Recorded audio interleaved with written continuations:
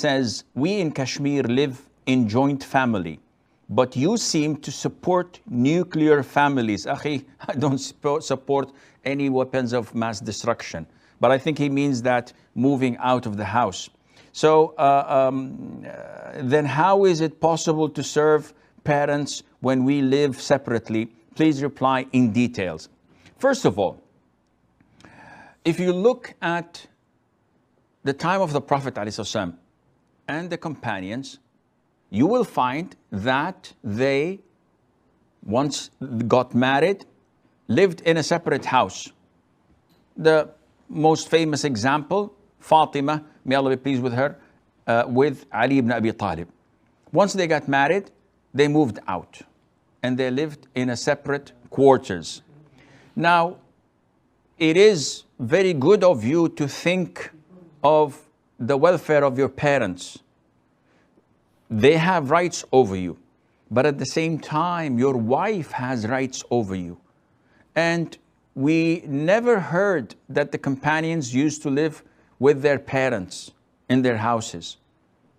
Maybe there is an exception where Jabir ibn Abdullah ibn Haram, may Allah be pleased with him and with his father, when his father was martyred, he got married to a woman who was not a virgin.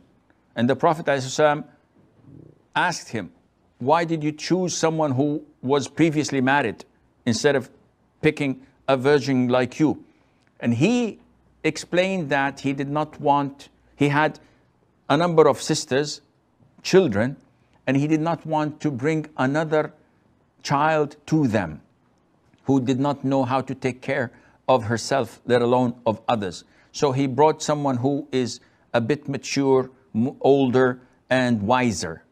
So this is the only exception where we find maybe in the Sunnah that a companion lived with his wife, with his family.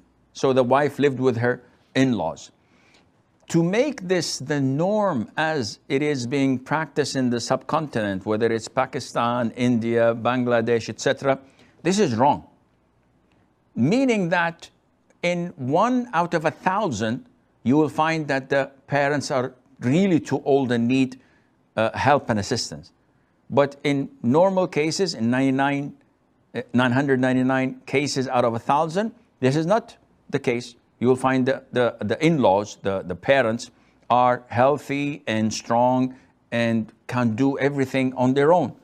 Yet the culture mandates that when the son gets married, he brings his wife to serve in the house.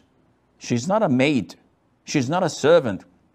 You married her to serve you as a husband and your children, but not your parents and not your sisters and siblings. And we know that in such joint families, there isn't anything as hijab, because the brother-in-law is exposed to the sister-in-law and they mix, and sometimes catastrophes take place. And I have lots of stories of such mixing, because this is what the Prophet ﷺ warned us of when he said that beware, do not enter upon women folk. So a man stood up and said, "Oh, Prophet of Allah, what about the in-laws, my brother-in-law, my uncle, etc., to meet and mix with my wife?" The Prophet said, the in-law is death. So if you want death to approach your wife and you feel that is normal, then you allow your brother or your uncle who is not a mahram to her to mix with her. This is crystal clear in Islam. So she has to have her own separate quarters, composed of one room, a bathroom, and a kitchen. Whether it's separate home or it's an annex of the house where it is isolated, if she doesn't want to see any of your family the whole day, the whole week, the whole month, this is her right. She's not obliged to cook for them, to clean for them. Your mom is not entitled to control your wife. This woman was free when you married her. What right does your mother have to control her, where she goes and where she doesn't, what she buys and what she doesn't. What right do your sisters have to go into her room without her permission and use her jewelry, use her clothes, or snoop around like so many do? This is not fair. This is un-Islamic.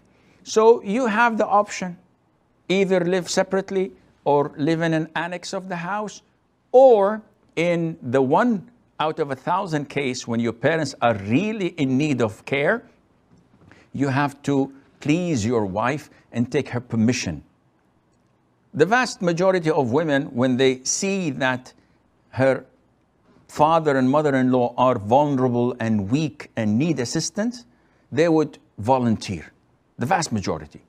But when they're not in need and you force her to live with that, this is un-Islamic, and Allah Azza wa Jal knows best.